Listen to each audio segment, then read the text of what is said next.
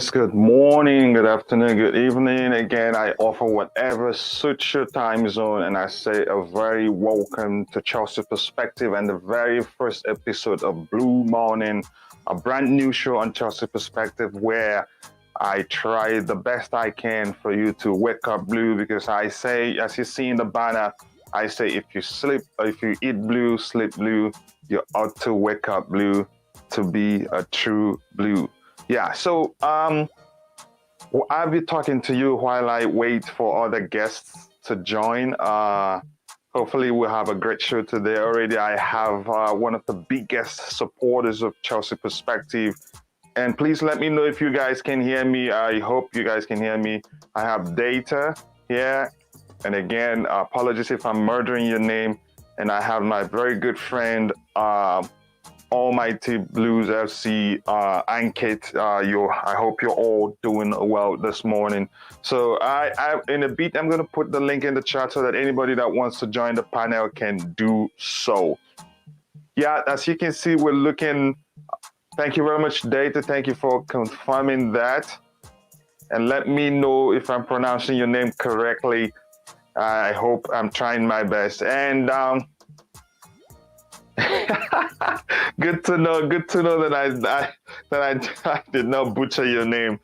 Yes, so I'm proud of myself. Yeah, if we look at the screen that I'm sharing first, I must let the world know they're not paying me, but I just found the application very easy to use. That's why I often use it, and it's very detailed. It has all the stats you need to understand, the current status of the EPL table or the Champions League or whatever. It's important that I give them credit. It's called FortMob. You can find it on Android and also in Apple, and the other one I don't know what it is, but it is very beautiful and easy to use. So if you look at the table, you see Man City has 41 points. Liverpool has 40 points and Chelsea has 37 points. So the difference between the three teams isn't that big. Had we won all our games, I think would be like around 6-7 points above the other two teams. But that's by the way. Anyway, it's still tight. But people, they're so frightened by Manchester City's current form that they've won how many games in a row? 1, 2, 3, 4, 5. I think around 6, 7 games in a row. And their next game is Newcastle United. And you guessed right what you think is going to happen in that game. So yeah. And for Liverpool, they have they've won 5 games in a row. Also around 6 games in a row. So if you check, even if you look, date back a bit, and their next game is Tottenham Spurs, which that they have a much difficult game than Manchester City has, and for us we have a very tricky game. I wouldn't call it a difficult game, and given the situation, how depleted we are due to injuries, and you're not sure how fit our players are, so it's very tricky, and Wolves can be. It's an away game, so that makes it even more trickier. And I do hope we'll get a result there tomorrow. And I was on a stream the other day. Some of our fans are hoping that the EPL will be suspended, given how problematic the new COVID variant is. It's called Omicron or whatever. I'm not sure how it's pronounced. Ameya, just give me a minute to let me add you, please. Okay. Yes, people, please join me in welcoming Ameya to the stream. Ameya, how are you doing today? Yep, I'm pretty good. How have you been doing? Sorry about the little bit of delay, but we're on now. It's all good. I've been having a little chat with people in the chat before you join me, and it's always a pleasure to talk football with you. So more thanks to you. So no need to apologize, and I'm happy that you've found time to discuss. To be the very first guest on Blue Morning on Chelsea Perspective. So yeah, I'm very happy to have you here, brother. Yep. Thanks for having me on. Yes, sir, Mayor. Let's get started immediately. Let's talk about Chelsea's form of late. What do you think? What do you think it's going on? I mean, it's not like we don't have the team. Yes, we have injury issues. We have a couple of players out injured, and the coronavirus also worsened the situation. But still, no matter if you look, we still have enough good enough player, even good enough team to beat the teams that we've drawn with, or the game, or to win games we've lost. What's going on? I mean, honestly, I don't know. But realistically, if we're being honest, I mean, there was a brilliant article actually I read from Carragher, who wrote that Tuchel's probably a victim of his own success, and that could be the cause. I mean, like you said, we do have a lot of injury problems and stuff as well. But I mean, it did seem like we were playing too good to be true, right? I mean, at times we were so confident heading into every single game, and considering Tuchel's only been here for almost a year. I mean, he'll be here for a year, I think, next January, right? So it's not even been a year. So I mean, considering what all he's achieved in that time, I think we should be very happy. But yeah, I think it's because we've seen how good we can play. Every time we don't live up to that expectation, it sort of hurts us.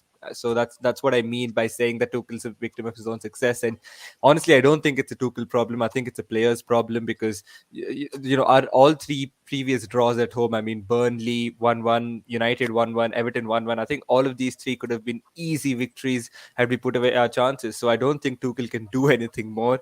I mean, he's coaching them really well. He's coaching them to win, 3-0 or 4-0. And if we put away our chances, that would have been the scoreline in each of those games. But we're not finishing again. It's our same, finishing woes which have been haunting us for a couple of seasons now. Yes, I do agree with you. It's not a Tuchel issue, or rather, neither is it. What's it called? Neither is he a victim of his own success, because that's an issue that we had last season. Our inability to put away scoring chances, because the last game against was it what team was it again? Everton. We created so many chances that we created enough chances to put away the game in the first half, and we didn't do that. So it's not even a systems issue. It's not Tuchel's issue. I think it is the personnel, and that makes perfect sense. So I appreciate you taking some time to put it that way. Now that begs the question, Ameya, about you could say 6 years ago, or even 4 years ago. Our concern when we're vying for the title has always been beating the top six teams, but it just seems as if the whole thing has turned around. Right now, it's not the case. Now you talk about beating teams you should beat, and then even if you lose again the big six, you could still get a chance to win the title, because it happened to Man City.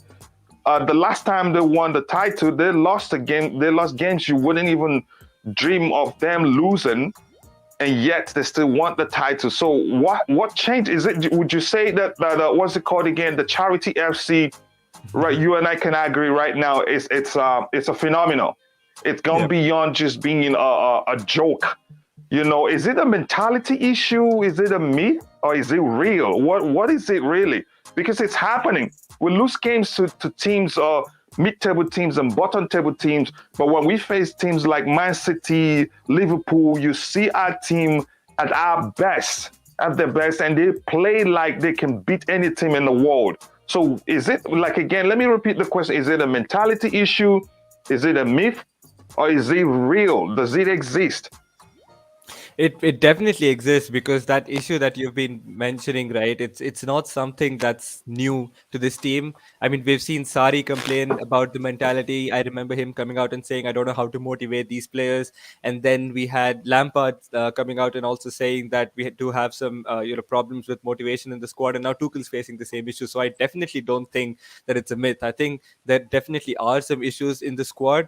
But over time, I think the players have sort of gotten used to, if they go through a bit of a rough patch, then they've sort of gotten used to the fact that they can just, even if they lose for a couple of games, they know that they won't get blamed, and eventually the manager will just get sacked and a new manager will come in. That's what's been our culture at the club, especially off late. So I think that's sort of given the players a little more. I mean, they're being casual. That's all I would like to say. I think they're being complacent rather. Casual would be too extreme of a word. I think the real word I'm looking for is complacent. So they're being very complacent, and I think the injuries haven't helped. The COVID situation hasn't helped, especially with Hudson Odoi, who is actually becoming one of our star players after being at the club and facing so many issues, and then even Romelu Lukaku, right? I mean, he actually started off really well, I thought, and then later on sort of died down towards the end. Of course, had the injury that he picked up against Malmo, which kept him out for a month and a half, and now he's got COVID. So we have been extremely unlucky with all of that stuff piling on, not to mention the contract situations as well, right? I don't think that would fill the other players. It's not just the players who do have the contract issues, for example Christensen and Rudiger, but even other players will be looking at them and going, if Rudiger, who's one of our most integral players, can be treated this way by the club, then what prevents me from being treated by the club in this way in the future as well? So there's a lot of things that's sort of piling on. And I still believe that if we had a fully fit squad, then the situation would be completely different.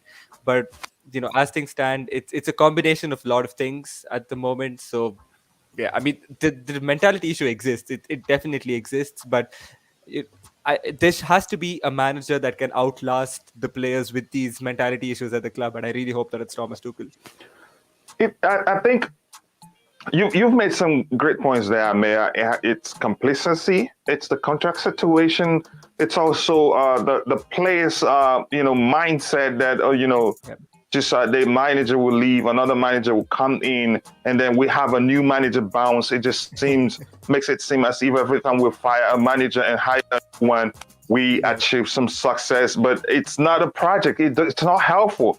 All our successes will be short-lived. All of them. It will be very difficult to have a long-term success if we keep firing and hiring managers. But I have a feeling that Tuchel would change that behavior in the owner, the board, or whoever that decides to fire managers that way. So, but that's, by the way, Ameya, let's take some time and look at this statement on the screen. It says, "Our defensive solidity is gone also." And that's from my very good friend Data, who's a big supporter of this channel. He's always available to support the channel. Now, let's talk about it. I mean, what do you think that is? Because I you think could argue, you will see games like the game against West Ham United. We had Thiago Silva on the pitch, right? We yeah. had Rudiger on the pitch. And who again? Andreas Christensen. That you could argue is a very solid back line and one of our best, if you ask me. So why is that? I think the defenders are getting rattled, if anything. I mean, honestly, off late, our defensive solidity comes from the fact that we take an early lead usually, and then it's up to us to defend that lead. But off late, that's not been happening, and I think it's because we're not taking those early chances. I mean, all of these past games that you've mentioned, I can easily recollect, easy chances in the first 10 minutes, which had they been put away, I think the game would have gone completely different. You can take Everton. We had so many chances in the first 10 minutes. You could take Manchester United, where Callum Hudson-Odoi really should have put that away against David De Gea, who actually stuck out like brilliantly to deny him. So, and even against Burnley. So it's because we're not taking our chances earlier on in the game, which is why we're sort of getting nervous to an extent, anxious. I would say the players are getting anxious that usually we get an early goal and we can see it out, but if we don't get an early goal, then that we're sometimes guilty of committing too many people forward. I think that's actually been happening a lot this season. It's because our structural play has evolved a little bit. I think you could see Tuchel being more adventurous and trying to have six attackers on the pitch when If we you, do I'd say a transition. very high risk game. If you ask me, go ahead.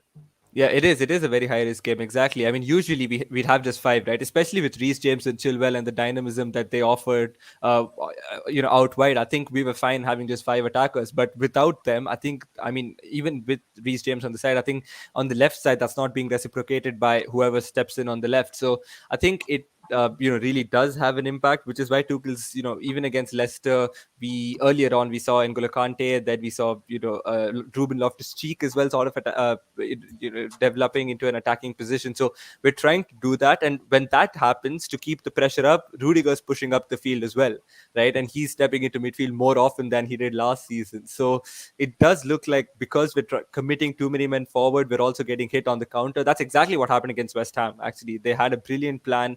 Even despite going behind initially, they had a brilliant plan to force mistakes when we do have the ball.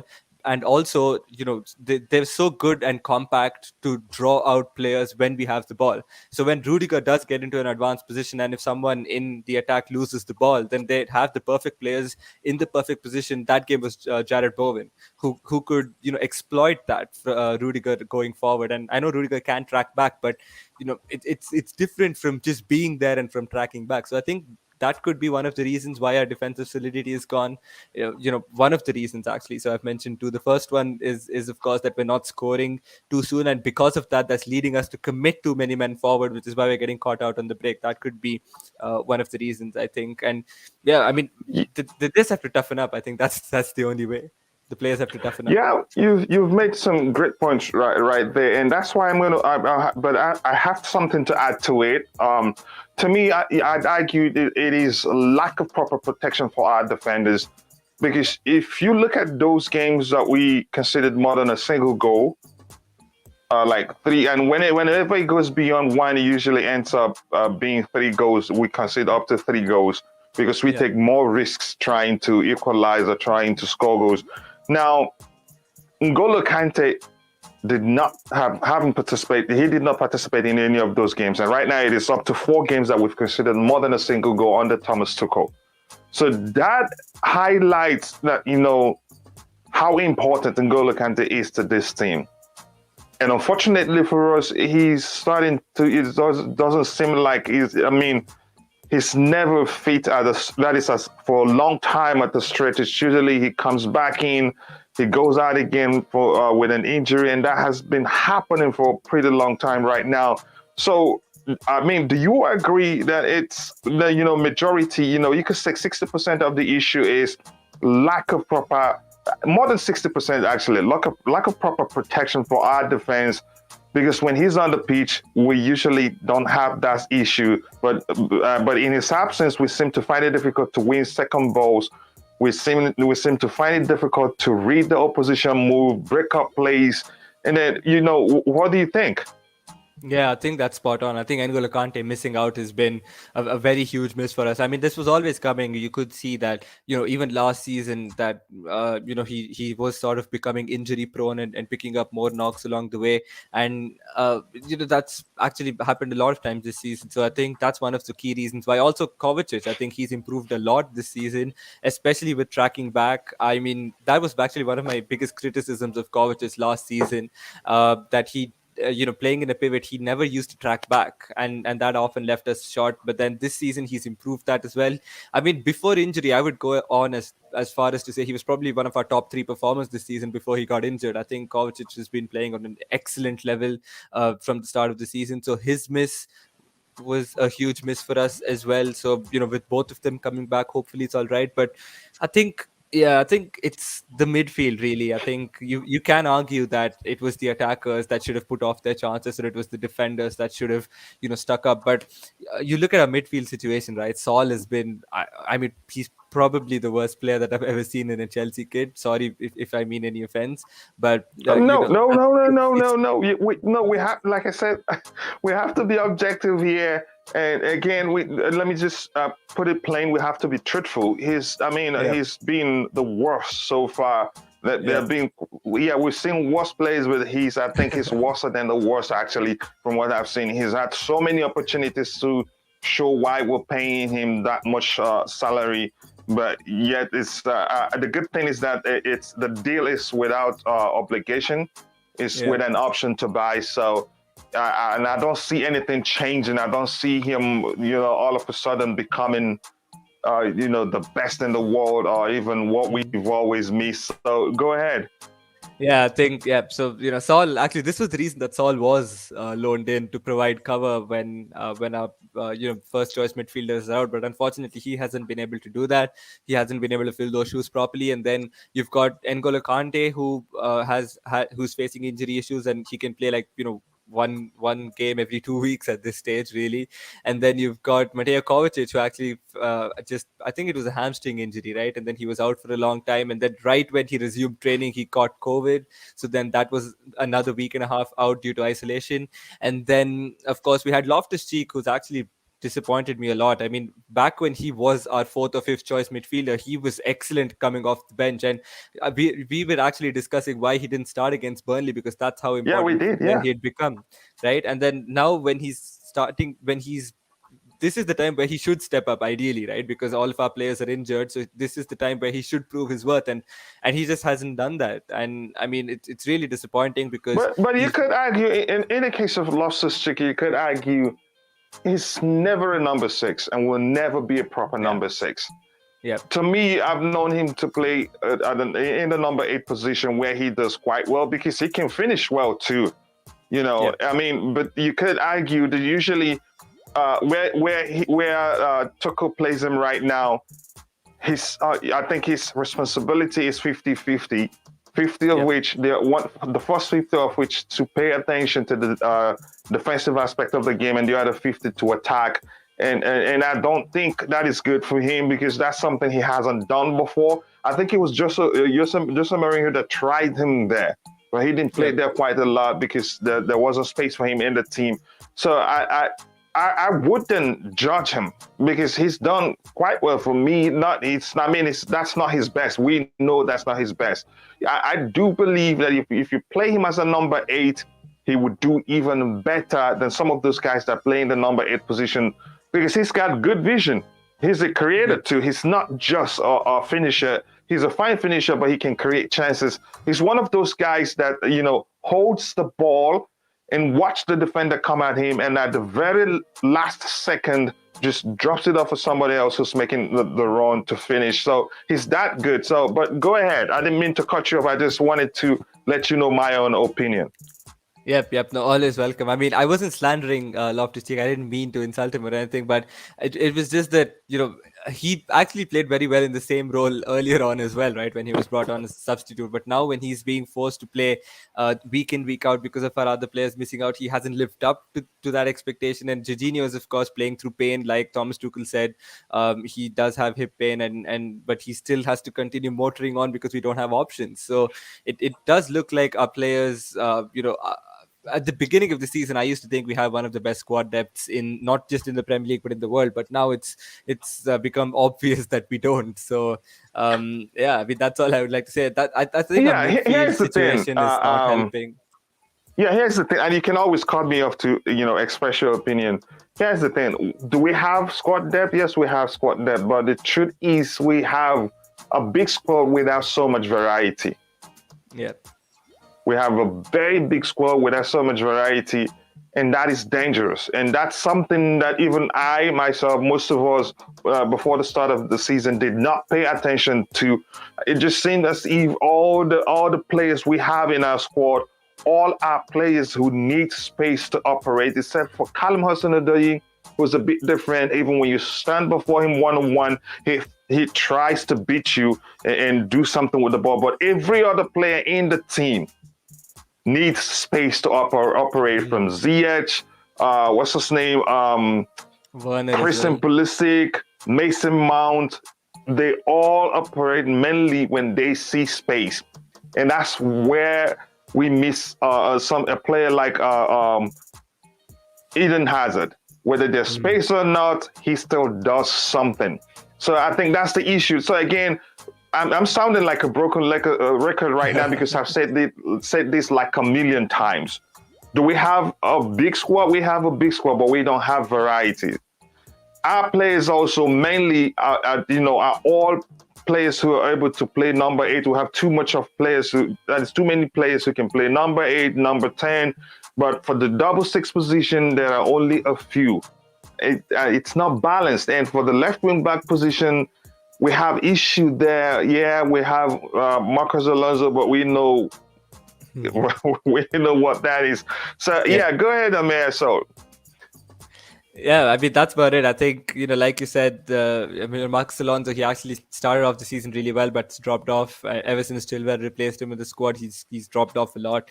So yeah, I mean, like you said, we have actually Dieter's actually put it brilliantly here. We do have decent players and we do have a very big squad, but the replacements aren't good enough to compete for the title. I think I think Dieter's spot on there, and uh, you like you said, right? We have too many specialists. We don't have any players who can step in and just do the job that they're asked to do. Like, for yeah, instance, Jorginho is very good at retaining the ball and holding possession. And I'm not saying that's not integral, but that's his one specialty. Then you have, Mateo Kovacic, whose best quality is to beat the press. Then you have Werner, whose best quality is to make runs. Then you have Ziyech, whose best quality is to cut in and use his left foot to cross, which sometimes that doesn't come off either. And then you have Pulisic, whose best ability is dribbling, but he's not showcased that this season so far, at least. So we have too many players who have, it's the same with Lukaku. If I can actually make that, he does need a lot of high quality chances to score the number of goals that he does. mm-hmm, So mm-hmm. we do have a lot of specialists, and we don't have any player who can step in and just put in. And I mean, we don't have that many players who we can guarantee that we're gonna, every time they step on the pitch they're going to drop an 8 out of 10, right? We don't have those players, and all of these players are players who on their day can perform really well, but if they're having an off day, then they'll have a very, very bad day. So I think that's one of the reasons that why starting the game off well is very essential for us. I think that sort of sets the tempo for us, and getting an early goal is very integral for this Chelsea side. I think once that happens, we very rarely do lose a game if we score a very early goal, unless we absolutely you lose control of the game. So that's not what we're seeing this season. I think Thomas Tuchel last season, he drilled the team so well that we used to have control of the game throughout, right? And that hasn't happened this season. I think especially It in the league game. hasn't. It Like, hasn't happened. even though we won the game, right, at the end of the day, we were not in control of the game at all, and we needed a penalty and added time to get the win. So we're not in control of games this season, and I don't know if whether it's down to the mentality of the players, or whether if the players are anxious, or if there's a contract situation. I mean, there are a lot of reasons, but yeah, but it's not the same Chelsea team that we saw, the initial part of this season and the latter end of last season. It's definitely not. Yeah, it's not. There's a huge difference. And before we talk about whether or not we need to what we need in the January transfer window, something came to mind when Thomas Tuchel arrived at Chelsea. Our pressing game changed. We were so aggressive in pressing, and our opponents can't keep the ball even 4 seconds, and we have 2, 3 Chelsea players around that a single player, and they did it very strategically, and that was why we were able to beat Man City twice before the Champions League final. Yep. Our press and even all our opponents before when he first arrived were all started by the way our players play. It was different. It was a different Chelsea we were seeing then. Now that has changed, but something came to mind when I thought about it.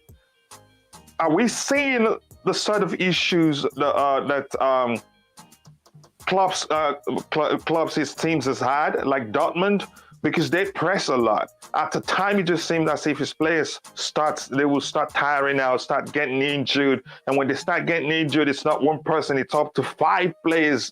They come one after the other. Is that the case? Because he seemed to have. We're not pressing as much as we pressed when he arrived. The first few months of his tenure at Chelsea. Now it just seemed as if we was sort of we don't do too much press. We press, but not as much as we pressed when he newly arrived. So do you think that pressing, it tired out our players, and that's why we're seeing too many injuries, and they're all coming in quick successions? What do you think? I mean, that could very well be a reason, actually. I mean, because I last season when he did come in, we had like basically 1 or 2 games a week, right? But then, especially this festive period, we have 3 games almost every single week, right? So, I mean, we have weekend, we have midweekend, weekend again, over and over again, and there's no break for the players. So, I do think that But could be here's one the of the thing: reasons. even before the festive period, we seem to have slowed down a bit within our pressing. But I hope you understand my point. It just seemed as if we're having the same issue that Liverpool had, which you can, somehow, blame their pressing style because it's so aggressive. They're not machines. These guys are humans. But go ahead. Yeah, I mean, it could be one of the reasons. I mean, we've seen how much Liverpool struggle without Van Dijk in the time in the side, right? I mean, even in the weekend, we saw that when Van Dijk did miss the game, they conceded against Newcastle. So, I mean, there are some issues that Liverpool also face, and that some personnel sort of cover those issues. But with Chelsea, I don't think that's the case. I think, yep, they have. They do have structural issues, but I don't think it's relevant to us pressing. I think it's more about in transition from when we're in attack and convert to defense. I think that's where I see the issues this season personally, because of our woeful finishing. We try and commit too many people forward, and that sort of leaves us vulnerable on the attack, on when the opposition get the ball. I mean, that's how I see it. And they just need to pick out that one perfect pass. So and we're all opened up at the back, and especially with Thiago Silva not getting any younger, I mean, it's not easy for him to cover up, the pacey counter attacks which the opposition fling on us. So that's where I see our structural issues personally, but it could be a cause of a lot of factors which has put us in this situation at the moment, unfortunately. Yeah, it is an unfortunate situation. I hope that's not the case because if that's the case, that means it will happen again. Because if the cause of a problem isn't dealt with, there are high chances for the problem to repeat. But that's by the way, Ameya. Before we talk about whether we are still title contenders, let's look at how we struggled when Chilwell got injured and when Chalobah got injured and when Mateo Kovacic got injured. This is for you. Is that something that highlights the areas where we need to strengthen in the January transfer window, or do you think it would be panic buy, or do you think we have somebody from the academy that can come in and get the job done, and for us not to go, because January usually isn't a good time to sign players, if we, and it hasn't really worked out well for us, especially we Chelsea. We usually make serious mistakes in January period. Do you think we have enough that we can, do and hold off, rushing into the market and just buying whatever player that's available and then end up, you get my point.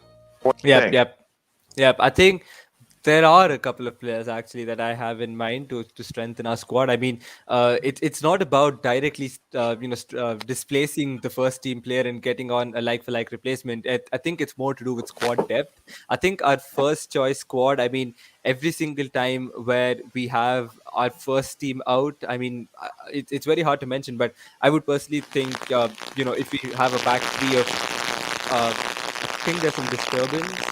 I'm not sure No, if you're that's fine. coming. You're fine. I can hear you, Christian. I can hear you quite very well. Okay, okay, sorry. But yeah, I'm getting some disturbance though, unfortunately. Just a It's second. not sure coming on my end. It's just probably your end. Yeah, But okay, go it's ahead. good, Try it's good. try to It's fix it gone, again. it's Yeah. gone, it's gone. Yeah, it's gone, Okay. it's gone. Okay. Yep. Yeah, I mean, personally, I would say that if we have our fully fit 11, I think we can beat any team in the world, and I think that team is good enough to win the Premier League. I think 100%. If you put Chalobah in the right centre back, if you put Chilwell back at left wing back, and if you have a midfield pivot of Jorginho Kante, and I think if we have that, I think we can go on and win the Premier League. But the issue is these players are not fit enough to play in week out, and unfortunately, we saw that injuries to Chilwell and Chalobah as well.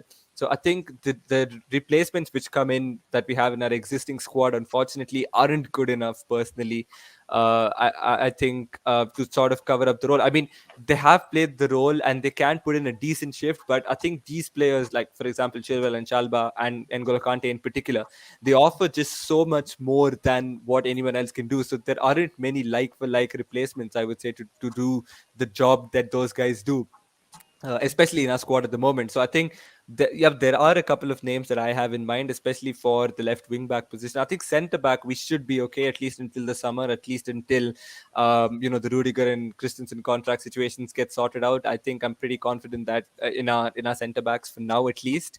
But talking about the left wing back position, I definitely would like to see some reinforcements there, especially with Chilwell. You know, it's a lose-lose situation with Chilwell as well. Sorry if I'm dragging this on too long, but I No, think no, no, no, no, no, no. Listen, go ahead, bro. You're making great sense, and that's why I always like to bring you back to Chelsea perspective. Go ahead. Go ahead. Yep. I think especially with left wing back, I don't see us making considerable signings in any other position. I don't think we'll go for a DM in January. I don't think we'll sign a centre back as well. Kunde is probably the only option who I see us even pursuing in January, but that would depend entirely on Rudiger's situation. I think if Rudiger still hasn't signed the contract, then I think we will go in for Kunde. But apart from that, I can't see us making any signings except left wing back. That is one of the positions if that I would personally love to see reinforced, because not that I have anything against Marcus Alonso, but I just think that Chilwell offered just so much more, and it's not just goals and assists, and it's not just tracking back either. It's the link up play, it's the crossing, right? I mean, of course, he did cut back that pass to Mason Mount for the goal against Leeds United, yes, but that's the only time I've ever seen Marcus Alonso do that. So I think the name that I'm going for, actually, Ankit has touched upon here, that's Luka Dean. Is someone who I would personally go for in January. How old is he right now? How old is he? I mean, I think he's 27 or 28, so he's definitely on the older side. But I'm pretty sure we'll be able to get him in a cut price deal, because she's fallen out with Rafa Benitez entirely. And Everton have also signed another left back, if I'm not wrong, from Dynamo Kiev. I Yeah, I don't heard seem to that. recollect You're his right. name. You're right. So I definitely think Luka Dean will be looking to move on in January, and Rafa Benitez basically confirmed that Dean is not going to play again under him. So there are rumors of Benitez getting sacked as well. So we have to see who outlasts whom. I think if Benitez is given the boot, then definitely Luka Dean will end up staying on at Everton. But if I think if the Everton board decide to stick on with Rafa Benitez, then I think Luka Dean's gone, and he would be an excellent short-term option for us, because with Chilwell's injury, right? I mean, I know that someone reported that they're going to start that he's going to start light training outside as well. So that's good news. But I think the plan was always to do the scan after this, right? So and we're going to have to wait and see. But it's a lose-lose either way, and I say that this way because if we do get the scan done and then it comes out that he's torn his ACL, unfortunately, then that will mean that he's out for 6 months, right? And then we won't have any player capable to step in, because we can't have just Alonso in the Premier League as well as the Champions League as well as the Club World Cup and all the other competitions that we're in. And on the flip side, if the scans do show that he doesn't require surgery, but he still will be required to play with some sort of caution, right? Because because if you have done some damage with it, then you can't expect him to perform at the same levels as before. It's going to be sort of like Loftus Cheek when he just came back from the injury a couple of years back. He's not going to be at his 100%, and he's going to take time to slowly get introduced back. So I think both ways we definitely need reinforcements, because I'm not comfortable with Alonso just moving on to the end of the season. So yes, there are a couple of options that we have out on loan as well. Ian Matson's been doing pretty well at Coventry City this season in the Championship, but I don't think he's ready to make the step up just yet. So I would 100% go for Luka Dean in January. And as a short-term fix, of course, it's going to be a cut price deal, not offering a huge contract as well, probably just a couple of years or 3 years at the maximum. And because I still see Chilwell as the long-term option for us, he's still on the younger side. So definitely Luka Dean to come in and share some responsibility with Alonso or Chilwell, whoever it is who makes the comeback. Yes, you make great sense there. I think Luka Dean will be a great signing for us. The question is whether he will agree to come to us. So now I've seen some great questions, some great input in the chat. We'll take them one by one because that's the most important thing here. The show is for you. That's why it's called Blue Morning, and Blue Morning to you all, by the way. You're here to start off your day by being a true blue, and I hope you're enjoying it. And I welcome your feedback on how we can make this show even better. Now, I want us to take this great inputs one by one and then go down to it. This is what data here. Kunde is playing tonight between against Atletico Madrid. If you want to scout him, I will look. I will try and watch the game. But the question is, Ameya, if we really that is if we want to get our priorities right, is Kunde really what we need right now, or do we have other areas that are more important? If we're being truthful to ourselves, maybe if the club, maybe they could be going for Kunde still have, or they know areas where we really need players. But the question is to you, Ameya, is Kunde what we need right now? Yeah, And 100%. before Ameya takes it out, please, if you're here for the first time, please make sure you subscribe to the channel and turn on the notification button so that you don't miss anything. Also, please do smash that like button so that Google will help people. I appreciate you being here, and you provide great value to the stream. So Ameya, go ahead.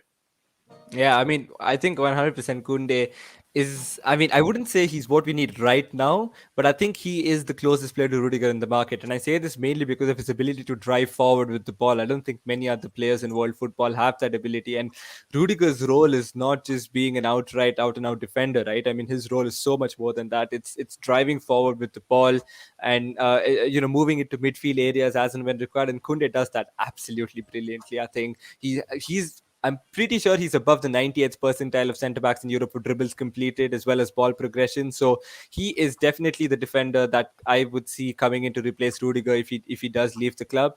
So I But think here's Kunde. the thing. Here's the thing. And you can always cut me off to make your point.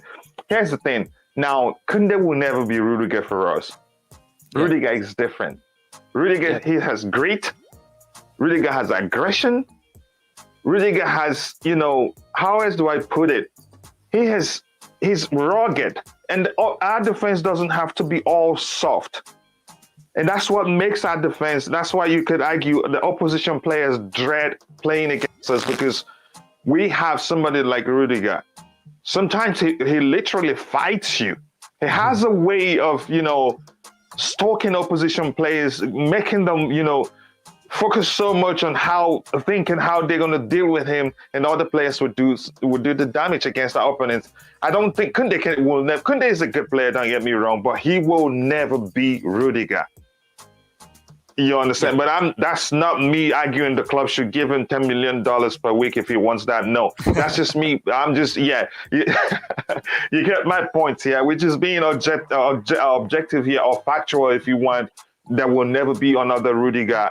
And that's why if there's that possibility, hopefully they'll find common ground, sort things out, because he makes a huge difference. He's the reason why your defense cannot be all soft. That's the issue, Manchester United. That's the issue they're having right now. They have all ball playing defenders. Maguire cannot be. Whenever he tries to be aggressive, it's never subtle. It's either he wrestles somebody down, chokehold somebody, or you see a karate from him, but you don't see that from Rudiger. He's a master at doing that. So, but go ahead. Yeah, I mean, I completely agree with you there. I don't think there's any replacement for Rudiger in the market. Really, there's no player in the world who can come in and do the job that Rudiger is doing at the moment for Chelsea. But if the situation is unavoidable and he does have to leave, then I don't see too many other players who can come in and do the job that Rudiger is doing. So I think, but Kunde is one of them. Like you said, he doesn't have the passion and aggression exactly that Rudiger does have, but I think Kunde does have some sort of intensity to his game as well. Especially considering how many aerial duels he wins and considering his height. So I think he definitely does, he does have his drawbacks, but I think the ability to drive with the ball forward. I think that is just such an important attribute of his, and it's that he's so good at it as well. It's not just driving into open space when, for example, that's what Rudiger does, right? I mean, if our midfielders in Jorginho and Kante or whoever is playing are marked by the opposition, then Rudiger does drive forward with the ball and try to pick out a pass. But Koundé can do that and dribble with a couple of, dribble past a couple of players and put in a perfect ball as well. So I think Koundé's, all the ball abilities is excellent. He's pretty fast as well, and although he is a He's little good bit in the short, air too. I heard he's good in the he air. is. Which is surprising because he's short, but he's actually really good in the air. So I think he does have the intensity about him. So is he a complete replacement for Rudiger? Of course not. I don't think anyone can step in and do the job that Rudiger's doing like for like. But I think he will be the most likely replacement. Although my name, the person that I want Chelsea to sign is Maxence Lacroix from Wolfsburg. I think, although his progression numbers aren't exactly comparable to Koundé's or Rudiger's, but I think he definitely does have the attributes, and with proper coaching, I think Tuchel can convert him into that ball carrier and ball progressor as well.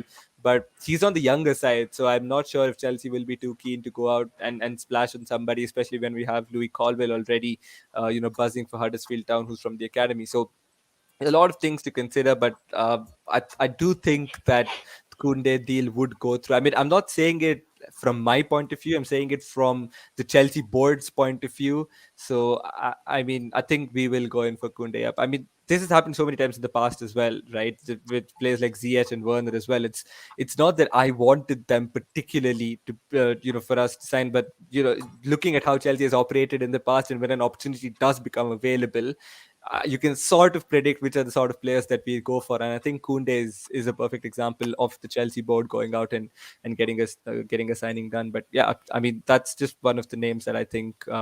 I think he will be brought in to replace Rudiger. Will he be able to do it like for like? I'm not too sure. No, no, like for like is impossible. There will never be another Yeah, Rudiger. That's the truth.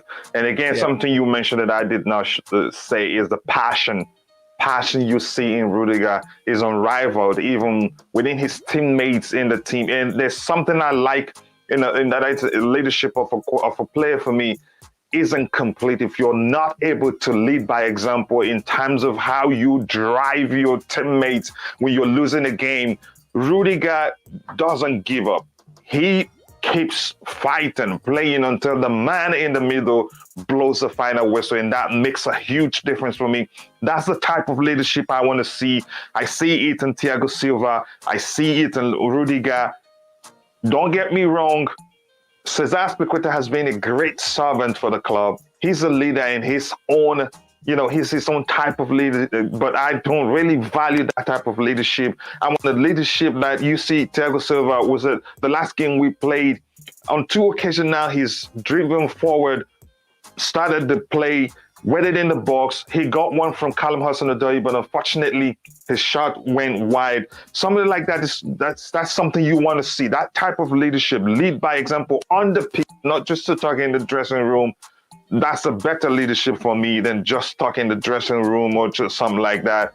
And again, I'm not by any means saying Cesar Azpilicueta isn't a good leader. He is, but I'm telling you the type of leadership I want to see on the pitch. It's the Rudiger himself. I think he deserves to one day lead Chelsea as a captain.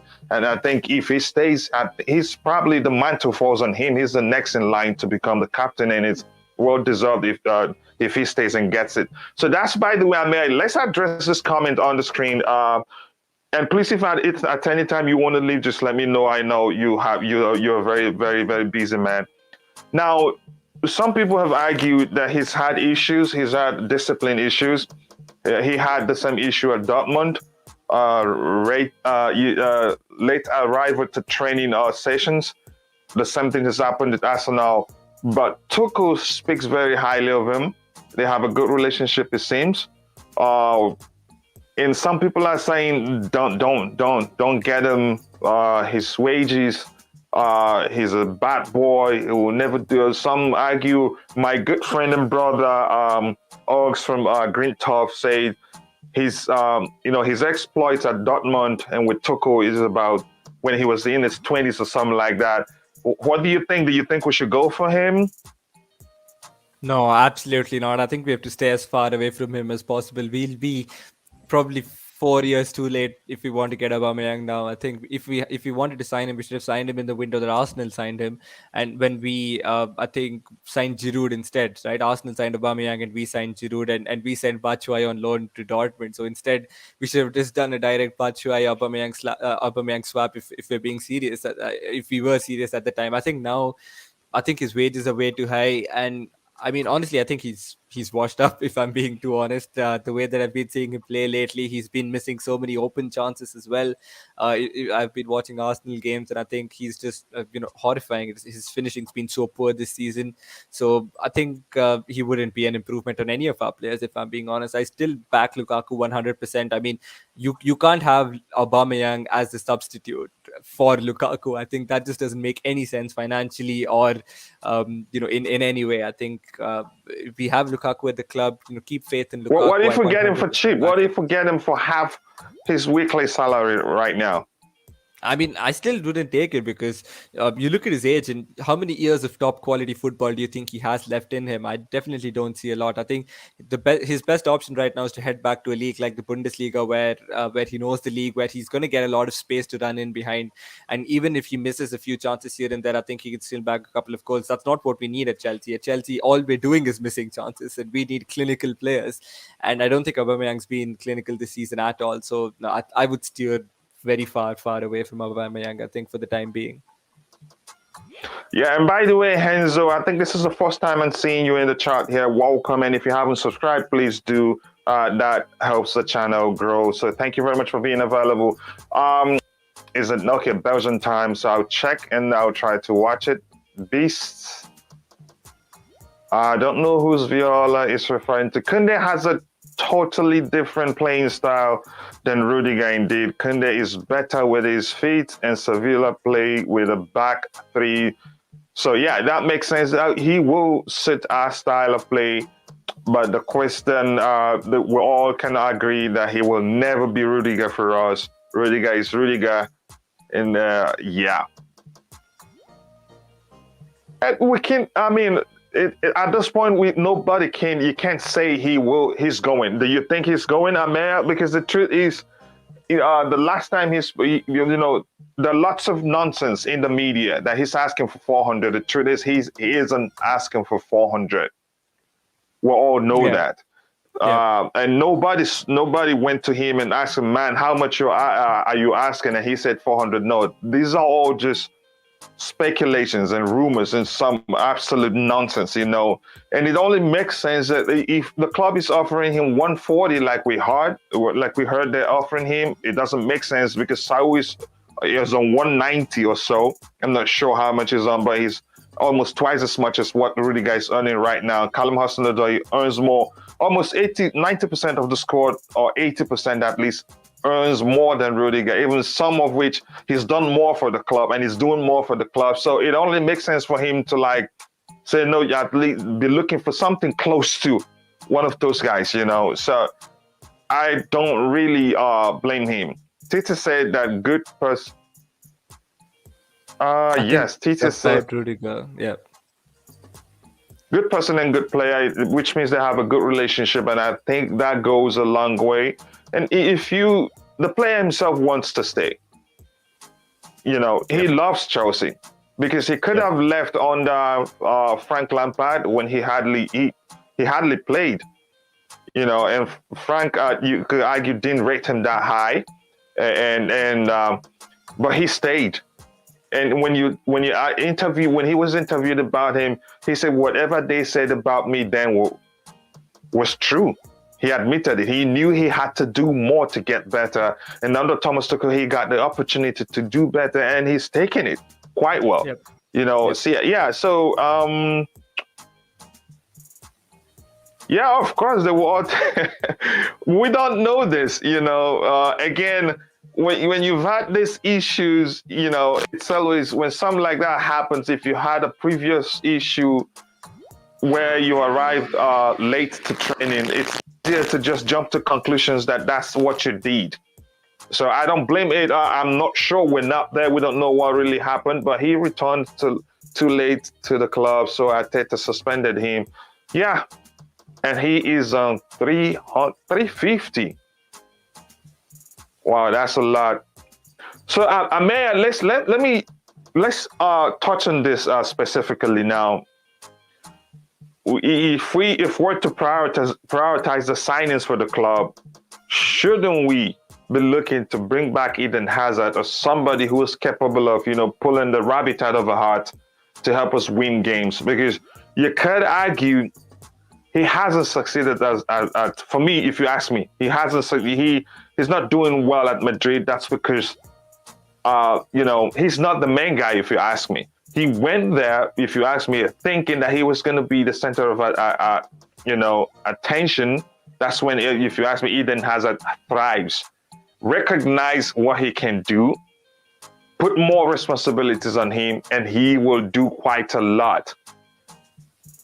Do you think we should, if the rumors are true that the club is looking, or Roman himself is looking to bring him back? Do you think it's something we should do, or no for you?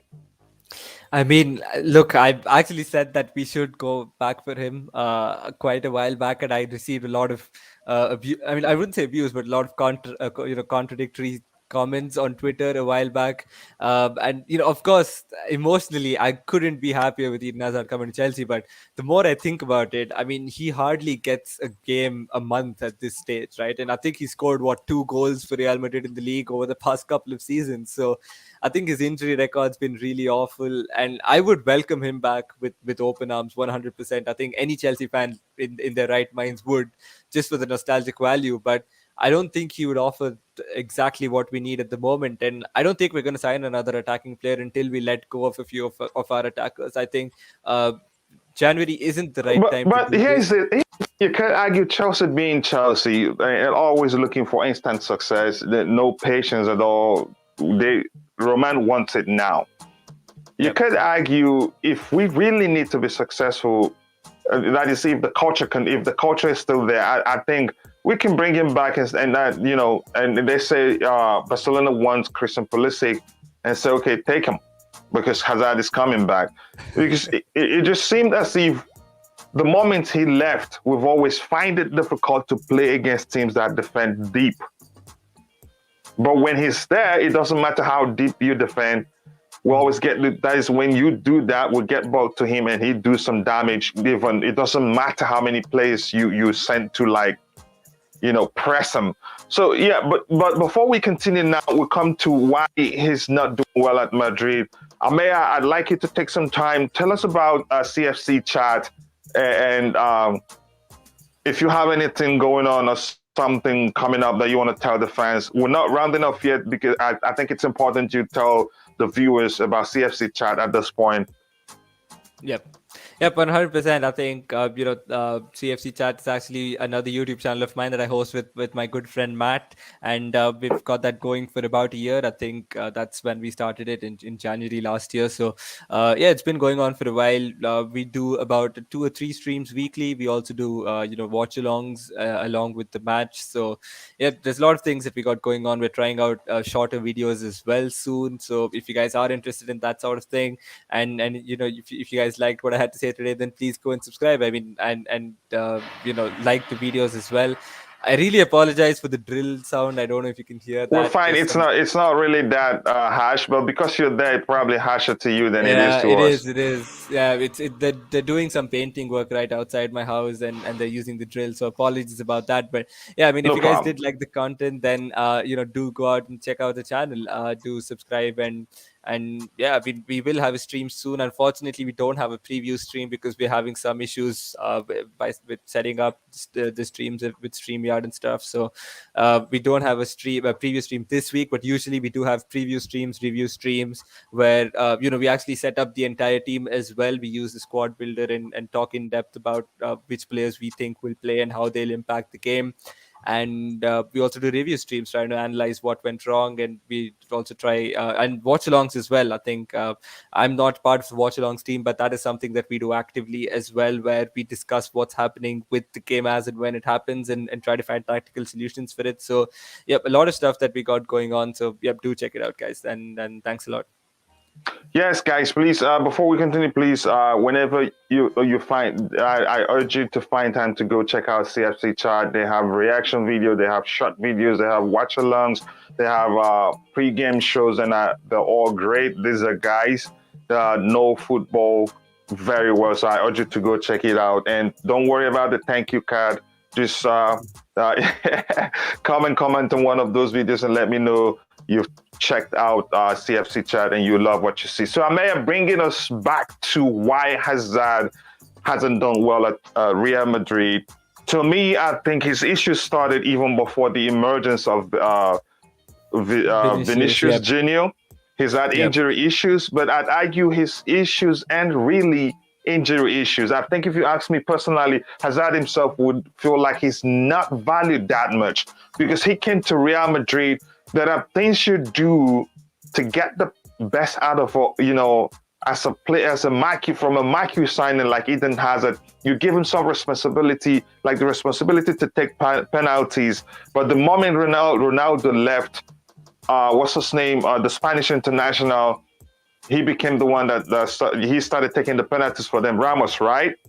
Yep. So yeah, to me, the better option would have been to allow Eden Hazard to start taking the penalties. Maybe that will show him, okay, you've given him that responsibility, you trust him, you pay, I think that makes a huge difference. Show people you trust them, you still believe in them, but it has always been one criticism after the other, and it's not even done properly. It's always in the media how they're saying he came back to training fat, and the other, that can have some measure of psychological impact on that player himself. And I think the issue has always been, overall, you could argue Hazard isn't the main guy at Madrid, and that's one of the reasons why he struggled. Partly, let me just say partly because he's had injury issues. So you go ahead. What do you think? Do you think data indicate that his problem at Real Madrid is Vinicius Junior? No, I think, yeah, I mean, Vinicius Junior has actually been in brilliant form this season. I think, some insane development from him. I think Carlo Ancelotti's done a brilliant job of making him a more complete player. I mean, you could always see Vinicius had the potential, but this season he's got the output to go along with it as well. So I think huge credit to Ancelotti for that. But I think with Hazard, yeah, I think you're right. I mean, he took up the number 7 kit that Ronaldo had earlier as well, and I just don't think he was able to live up to the expectations and early troubles as well. And I think because he's such a special player, right? I mean, if you look at the interviews that players in the past have given about training with him as well, one day before the match day squad, he wouldn't train seriously. He would make jokes or just laugh and wouldn't train seriously at all. But when the match day came, he And would be the I, and best I player on heard the he's pitch. even been to a match drunk. Yeah, that was at Lille. Yeah, so I think he doesn't take it as seriously, but he's still the best player on the pitch when the match comes along, right? So I think that's how good of a player he is, and I don't think that cuts it at Real Madrid. I think as good of a club as Chelsea is, and as much as we're considered a winning club, I think Real Madrid, they're just considered born winners, aren't they? I mean, the name Real Madrid just is associated with winning Champions League and winning trophies. So I don't think he was able to live up to that pressure, and I think with his diet as well, I think there were some special requirements at Chelsea, and his diet and stuff was closely monitored, and it was catered to his need. But I don't think Real Madrid do that. I think they're just more or less standard situation that, I mean, it's because they breed excellence, right? So their philosophy is to be the best. You have to deal with whatever comes along, and I just don't think Hazard's been able to do that. Along with the media constantly flagging him off, saying he's not fit enough to wear the number 7 that Ronaldo once wore, and a lot of issues. I think related to fitness, related to psychological issues, and yeah, it's unfortunate how it's panned out. And actually agree with you as well. I think he wasn't the main man even after Ronaldo left. It wasn't Ramos, actually. I think it was Benzema who actually has been carrying Real Madrid over the past couple of seasons. I think he's just turned it up a notch ever since Ronaldo left the club. He's been playing at an extremely high level, and I think that sort of took it away Who from Eden takes Hazard as penalties well. for them now? Now I think it's Benzema or Modric. I think it's one of those two who That's take the thing. penalties. That's the thing. They're not showing him that they don't show him some measure of trust, and that Yeah, can hurt for a player like Hazard. You have yeah. to show him you trust him, and then you see the best of him. But that's by the way. The question is, And even the people in the chat, let us know, do you want the club to bring back Eden Hazard? And you, Ameya, what do you think? Do you want the club to bring him back? Because I think he will solve quite a lot of problems for us. And he's not that old. A player of his, with his abilities, can play well into his late 30s and still be very, very, pivotal, important, crucial to a team. Yeah, I think I would look. I mean, I want to say yes, I really do, and I actually fought with a lot of guys on Twitter over this as well. But I just don't think with the system that we employ at the moment, yes, he would be good at breaking down the low blocks, but off the ball, I mean, I don't think he's going to press. Especially like Thomas Tuchel, it likes his players to go out and press. I don't think Eden Hazard does that. He's sort of a leisure player, especially while tracking back. That's one of the reasons why he fell out with Mourinho in 15-16 as well, because he refused to track back with his runners. So and I don't think he presses as much as our other players press as well. So all in all, I mean, for sentimental value, yes, I would love to bring him back, but I don't think that's going to happen. I mean, if Roman does love him as much as the media thinks that Roman loves him, then we would be able to see him. But personally, I think him going to Newcastle United would actually be one of the transfers. I think that would happen. I think that's the perfect club for him to go to be the main man, because they have that money, and I think that would be the most likely one. But I don't see him personally coming back to Chelsea though. Here's the thing. I almost called him the kid. He's not a kid anymore. Let me say, the man or the guy, he loves football so much. Yep. And he loves to win, no matter how you see it, no matter how bad of a situation he's found himself in. He loves to win. And I do not think Hazard you'd have to pay him something out of this world for Hazard to come back to England, and it is Newcastle United. I'd argue I don't see that happen. He'd rather come back to Chelsea, take a wage cut, because how old is he now? I think he's 31. I'd say. Yeah, I don't think he will go. I don't think Hazard will go to Newcastle United. It's a project that is very much in its infant. How do I phrase it? I think he'd rather come back to Chelsea. He has so much respect and love for Chelsea. And I think going to Newcastle, because it's a project that before, I don't know how many players they'd be able to sign in January. And there's still some arguing that they might actually get relegated. It's a possibility. Yep, it is. Yeah, because now the Newcastle fans are learning that actually progress does take time.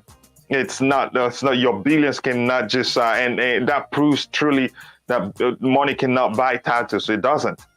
It takes time. It's a project. So, but that's, by the way, my argument is I don't see him going to Newcastle.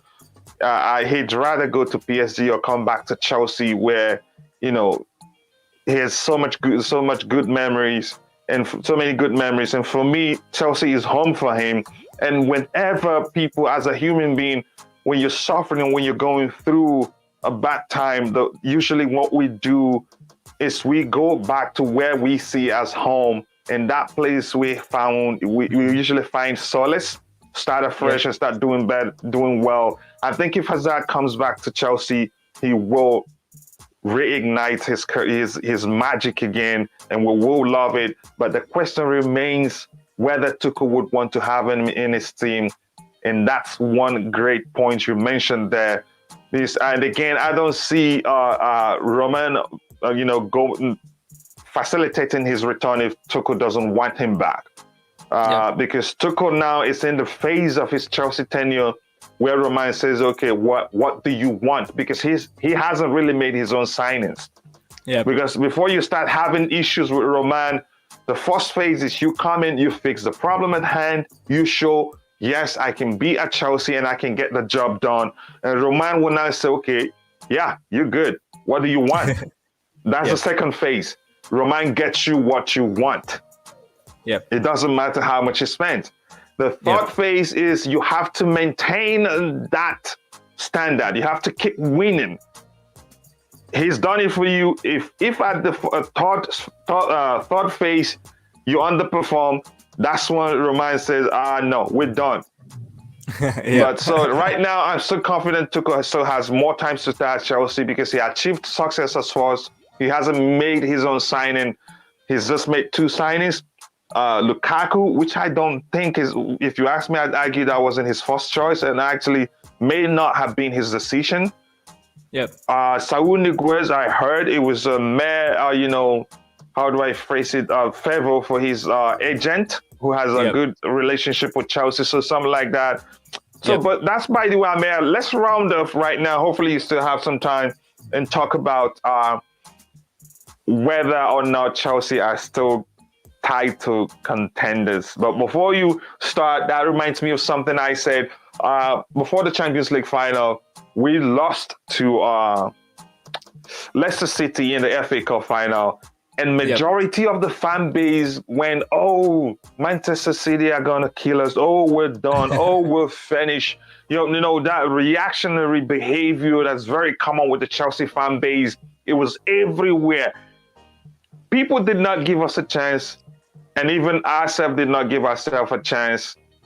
Yeah. So whenever you want to get off, if you have time, tell me if we're still in the title race. Yeah, I If mean, not, I understand.